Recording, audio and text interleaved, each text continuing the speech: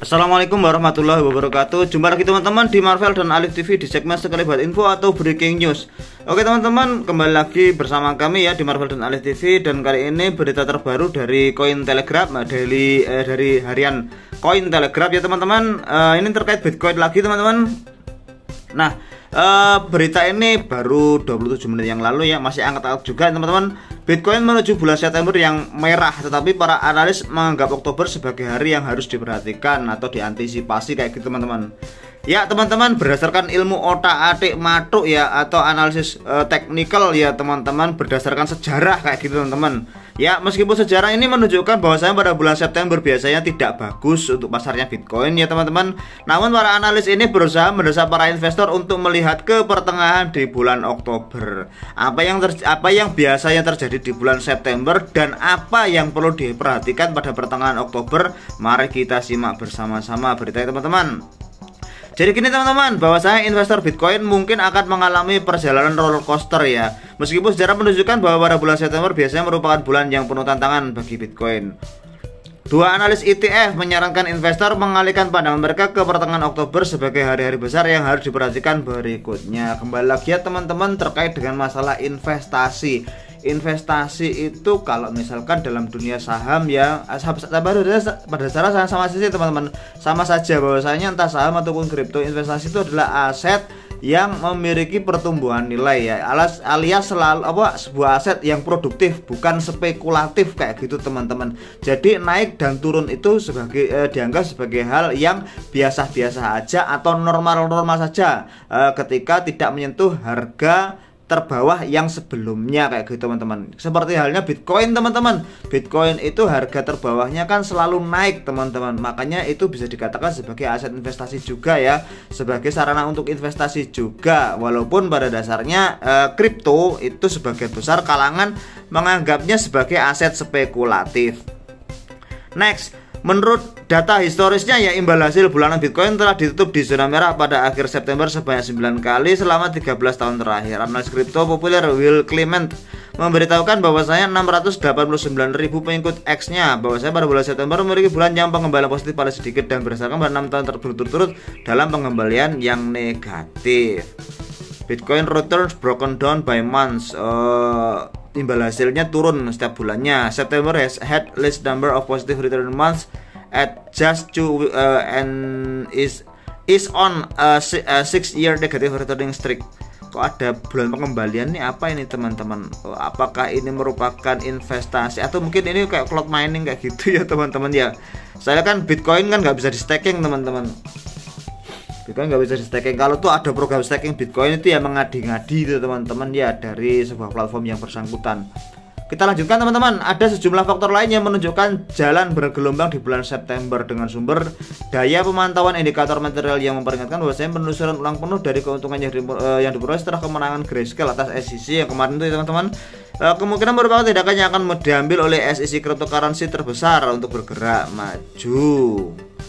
Oke teman-teman, kemarin kan juga ada berita ya, kemenangan Grayscale, kemudian platform Twitter atau X kayak gitu ya, yang kemudian sudah disetujui sebagai alat pembayaran di wilayah sekitar Rhode Island. Ya, itu merupakan berita positif teman-teman, tapi cakupannya kecil teman-teman.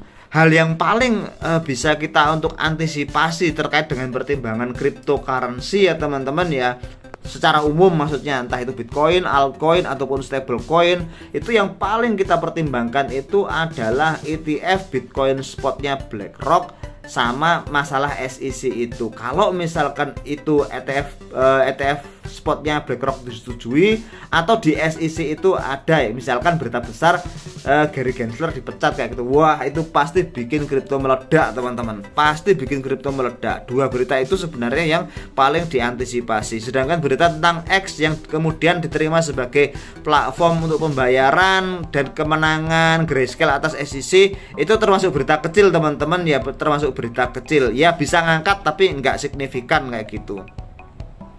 Namun kedepannya analis Bloomberg ETF James Savian telah mendesak investor untuk melihat ke pertengahan Oktober ya, yang merupakan batas waktu keputusan kedua bagi SEC untuk tujuan ETF ETF Bitcoin Spot yang tertunda, khususnya BlackRock. Ini yang paling, bagi saya ini yang paling harus ditunggu teman-teman, khususnya BlackRock, Bitwise, Valkyrie, Wisdom Tree, VanEck, kemudian iShares dan juga Invesco.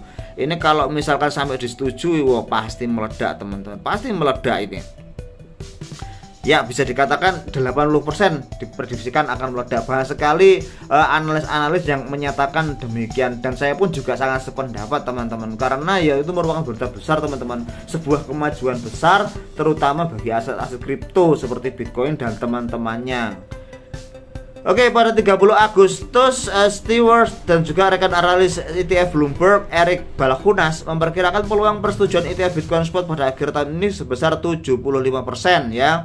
Tanggal pertengahan Oktober akan jadi batas waktu terakhir SEC setidaknya pada tahun 2023. Selain itu, Seifert mencatat bahwa penundaan pada urutan terbaru pengajuan ETF Bitcoin Spot sudah diperkirakan secara luas, dan dia akan terkejut dan dia akan terkejut jika pengajuan tersebut disetujui pada putaran pertama tenggat waktu minggu lalu. Jadi sebenarnya beritanya maksudnya gini teman-teman, dia nggak terkejut kalau pasti ditolak. Kan biasanya main-mainnya seperti itu teman-teman, tarik ulur. Bro, kenapa kok tarik ulur bang? Ya karena bisa jadi teman-teman banyak investor yang sangkut, banyak juga paus-paus yang masih sangkut, yang berusaha mengentaskan diri mereka, entah itu dari koin-koin meme, entah itu dari altcoin. Kemudian mereka ya minimal sampai tidak sangkut lagi, atau misalkan cut loss tapi nggak sampai rugi. Dah kemudian dana tersebut akan mereka masukkan ke BTC ketika harga BTC dijatuhkan sekali lagi, kayak gitu. Ketika mereka sudah siap, oke, siap naik, oke, kemudian mereka membeli BTC besar-besaran, kemudian Bitcoin pun naik nilainya seperti itu. Dan kemudian ketika terjadi FOMO,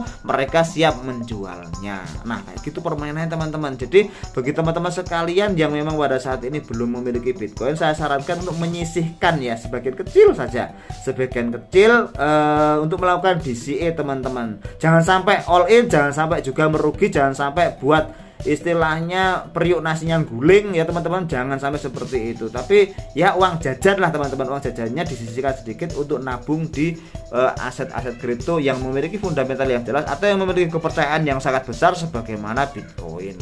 Ini bukan apa ya teman-teman ya, hanya saran saja, tapi bukan saran untuk melakukan investasi dan ngajak-ngajak dan sebagainya, bukan teman-teman. Tapi istilahnya ini apa yang sudah saya lakukan ya, pengalaman yang sudah saya lakukan. Saya pernah cuan di Bitcoin, saya pernah rungkat di Dogecoin, dan saya juga punya pengalaman istilahnya sangkut ya teman-teman, sangkut di Shiba Inu dan hampir rugi di Braze ya. Untungnya lumayan lah saya jual Braze saya. Jadi harus berhati-hati teman-teman, harus nantiasa di YOR atau do your own research, lakukan riset mandiri, dan jangan sampai terjebak oleh permainannya para paus kayak gitu teman-teman. Juga jangan makan berita mentah-mentah, selalu gunakan berita-berita seperti yang sudah saya sampaikan ini sebagai istilahnya acuan ya, karena banyak sekali berita-berita yang berbeda dari analis-analis yang berbeda. Dan carilah yang paling masuk akal ya, entah dari analisis historis atau ilmu otak matematik atau ilmu analisis teknikal kayak gitu teman. Juga berdasarkan pengamatan fundamental yang sudah teman-teman lakukan sendiri.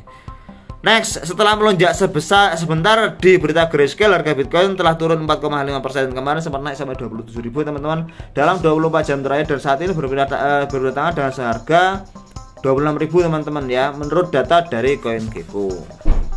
Oke, seperti itu teman-teman berita yang cukup singkat dari saya yang saya ambilkan dari harian Cointelegraph ya. Bahasanya Bitcoin menuju bulan September yang merah, tapi para analis menganggap Oktober sebagai hari yang harus diperhatikan.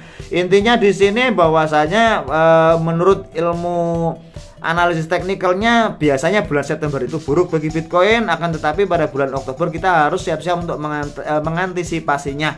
Jangan sampai kita kemakan berita-berita FUD ya, yang menyesatkan, yang membuat kita pada akhirnya jual rugi pada aset kripto atau Bitcoin kita.